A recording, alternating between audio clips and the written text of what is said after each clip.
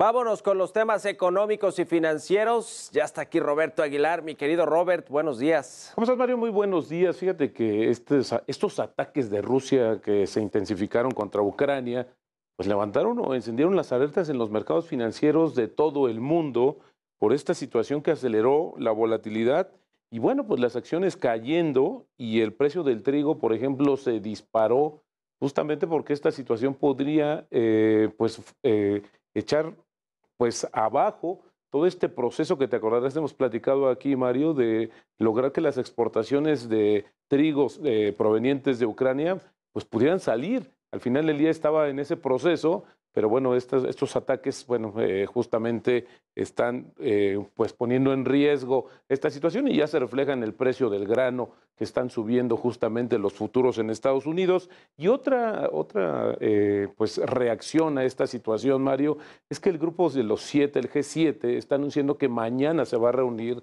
y lo más probable, bueno, van a discutir este tema, es que haya un nuevo paquete de sanciones contra Rusia. Y como tú sabes, también Rusia podría contraatacar, por así decirlo, con el tema del gas y del petróleo, que de por sí ya hay una situación bastante tensa para el suministro en Europa y esto ha repercutido en los incrementos muy importantes de los combustibles, pero también, Mario, acercando más al continente a una inevitable recesión. También me gustaría comentarte, Mario, que una investigación del papel de los bancos en las crisis financieras y luego cómo se pueden derivar en un proceso de recesión, pues fue galardonado con el Premio Nobel de Economía y el grupo de investigadores y de docentes que están encabezando, son 3, están encabezados justamente por Ben Bernanke, que fue presidente de la Reserva Federal de Estados Unidos.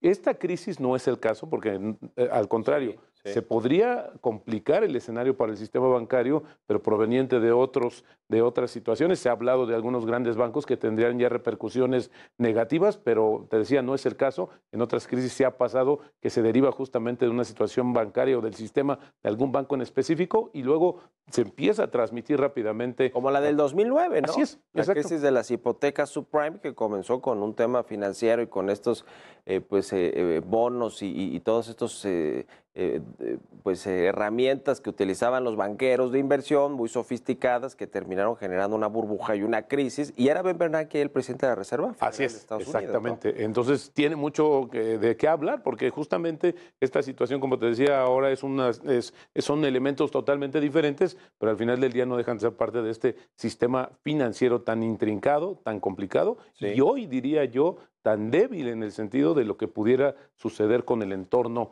económico general, la situación, las voces de una recesión inminente, esta situación bélica le ha metido mucho ruido en realidad a los mercados financieros y a todos estos estudiosos de la economía. Interesante lo que sucede, fíjate, porque al final el Premio Nobel de Economía no está considerado de los 5 originales. Este lo crea el Banco Central sueco para darle reconocimiento y ahí han pasado ya grandes economistas que con sus ideas y teorías han marcado mucha de esta línea económica que hoy está vigente en parte en todo el mundo. Bueno, interesante lo que sucede. Y bueno, también te quiero comentar del tipo de cambio, fíjate, 19.96 está cotizando nuestro peso fortachón. Con esto tenemos una apreciación anual de 2.5% y pareciera un poco alejado de esta incertidumbre, de esta volatilidad que ha generado justamente el tema de Rusia y Ucrania. Y fíjate que en la agenda económica de la semana lo más relevante será el dato de la inflación de Estados Unidos correspondiente a septiembre. Se espera una ligera baja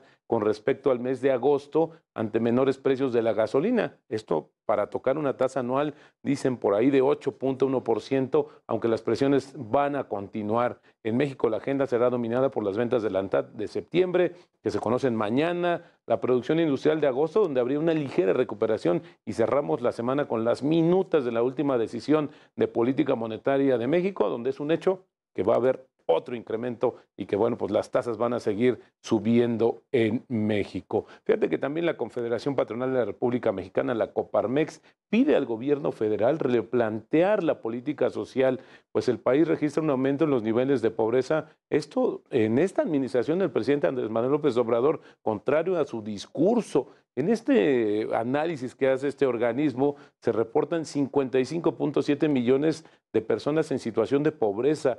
10.8 millones de mexicanos están en pobreza extrema, pero si se analizan los indicadores de bienestar económico, son 66.9 millones de connacionales quienes tienen un ingreso inferior a la línea de bienestar, es decir, no ganan lo necesario para satisfacer sus necesidades básicas, según información del Coneval. Y bueno, al final del día, Mario, la inflación todavía complica esta situación porque al final no alcanza.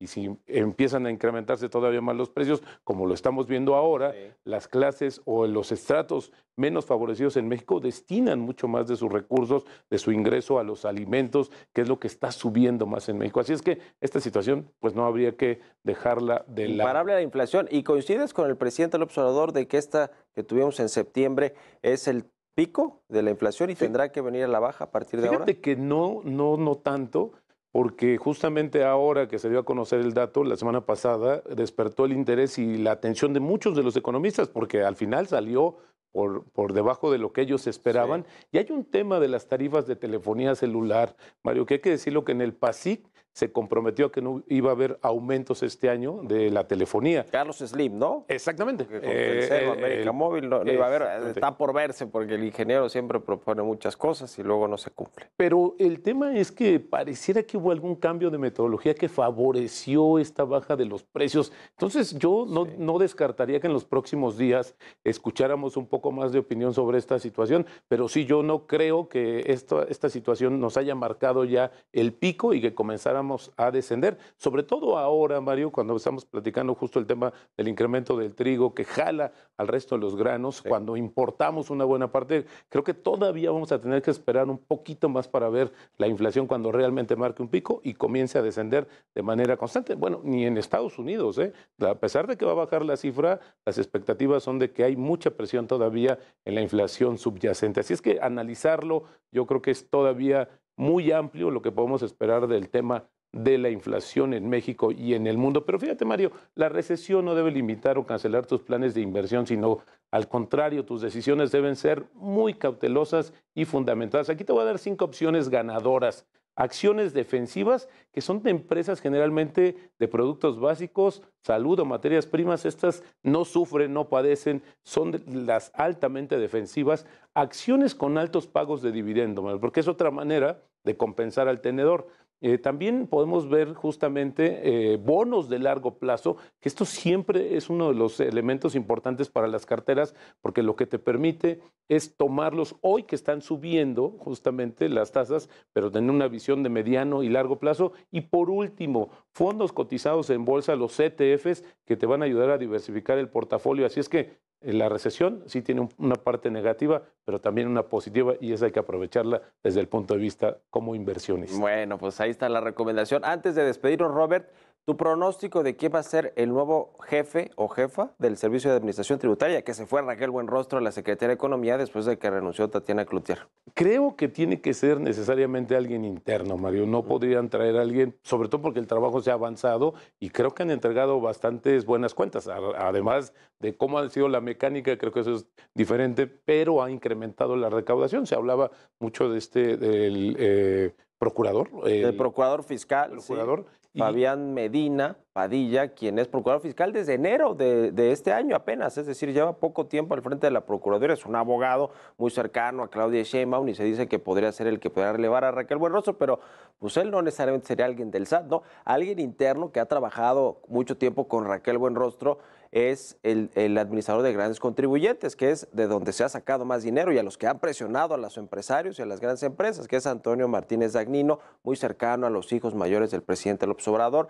Y se habla incluso de Juan Pablo de Botton, también subsecretario de egresos, también cercano a los hijos. Fíjate que rápidamente surgieron las apuestas quizás de quién será el relevo, pero yo insisto que, por ejemplo, Antonio debería de ser, porque ya tiene un conocimiento, si no, creo que se va a perder un poco la cadencia que tiene el sistema de administración tributaria para cobrar impuestos. Te decía yo, las formas quizás, pero al final el día ha cumplido y creo que tenemos un compromiso muy grande que ya está plasmado en el presupuesto del próximo año, donde la recaudación pues no debe de bajar, al contrario, van a buscar la manera de que suba a pesar de que la economía no va a estar en crecimiento. No va a crecer tanto, es la recaudación histórica, así como el presupuesto va a ser histórico, el del próximo año, por alto, por tanto dinero que se prevé gastar. También la recaudación, 4.6 billones de pesos, es un monto histórico que nunca se ha recaudado y que está presupuestado en el paquete económico del próximo año. Ya sin recaudar, bueno, yo tengo mis dudas de que se alcance ese dato, pero bueno. Ahora, el tema es una frase, hay que resumirlo, Mario. El mejor momento para cobrar impuestos es cuando la economía está creciendo. Y aquí vamos a ver un efecto totalmente contrario. Bueno, gracias, Roberto Aguilar. Al contrario, Mario, muy buenos días. Las finanzas nos harán libres. Buen lunes, buen inicio de semana. Vámonos ahora a conocer cómo están operando los indicadores financieros más importantes del mundo. Los precios del petróleo lograron tocar una de sus mejores cifras en 5 semanas luego de los recortes anunciados por la OPEP en su producción de crudo. Así, el Brent sumó 3.71% para venderse en los $97.92 por barril. Mientras el crudo estadounidense West Texas se cotizó en los $92.64, una alza del 4.74%. Por su parte, la mezcla mexicana de petróleo avanzó 4.29% para ubicarse en los $85.87 por barril. La tasa de interés interbancaria del Banco de México se ubica en 9.54, mientras que los CETES a 28 días alcanzan el 9%. En cuanto al tipo de cambio, el dólar se vende en los 20 pesos con 55 centavos, el euro se ubica en 19,41, mientras que la libra se cotiza en los 22 con 15 centavos.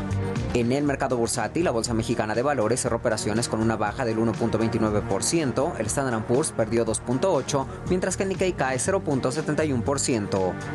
Durante la jornada pasada, las emisoras que más ganaron en el mercado accionario mexicano fueron Tenaris con 11.33%, Axtel subió 3.47%, mientras que Banco Invex incrementó 2.54%. Entre las empresas con mayores pérdidas se encuentran Unifin con 7.41%, Grupo México perdió 4.61%, mientras que Controladora Abuela cayó 4.31%. Israel Morales, Heraldo Televisión.